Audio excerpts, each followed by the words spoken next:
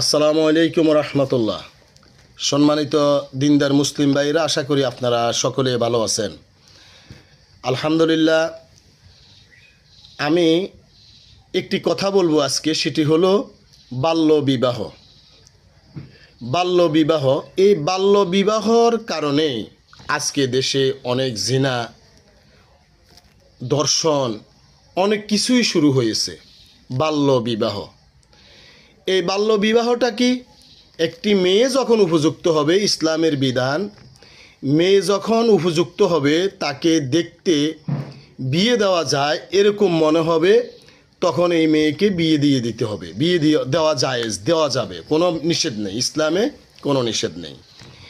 কিন্তু এই কুফরি গণতন্ত্রের কারণে বাংলাদেশে অথবা বিশ্বের বিভিন্ন জায়গায় রাষ্ট্রে লিখে দিয়েছে যে 18 বছরের আগে কোনো মেয়েকে বিয়ে দেওয়া যাবে না, কোনো মেয়েকে বিয়ে দেওয়া যাবে না। এটা হলো সুস্পষ্ট কুফরি গণতন্ত্রের আইন। আর ইসলামের আইন হলো সে 10 বছর, 12 বছর, 11 বছর, 13 বছর, 14 বছর, যখনই তারকে বিয়ের প্রয়োজন হয় তাকে বিয়ে দিয়ে দিবে, কোনো ইসলামে বাধা নেই। ইসলামের বিধান হলো এটা। আর কুফরি গণতন্ত্রের বিধান হলো আপনার এই 18 বছরের আগে কোনো মেয়েকে বিয়ে দেওয়া যাবে না। কিন্তু 18 বছরের আগে একটা মেয়ে জিনা করে, কোনো সমস্যা নেই। প্রেমের নামে জিনা করে, কোনো অসুবিধা নেই। রাস্তাঘাটে পুরুষের সাথে খারাপ আচরণ করে, কোনো অসুবিধা নেই। দুনিয়ার আকাম কুকাম যা করে, কোনো অসুবিধা নেই। শুধু বিয়ে দিলে অসুবিধা।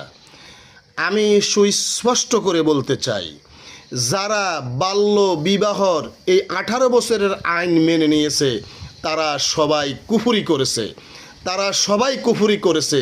তাদের উচিত ইস্তেগফার করে কালেমা পড়ে মুসলিম হয়ে যাওয়া, কারণ তারা আল্লাহর বিধানের বিরুদ্ধে বিধান রচনা করেছে, তারা আল্লাহর বিধানের বিরুদ্ধে বিধান রচনা করেছে।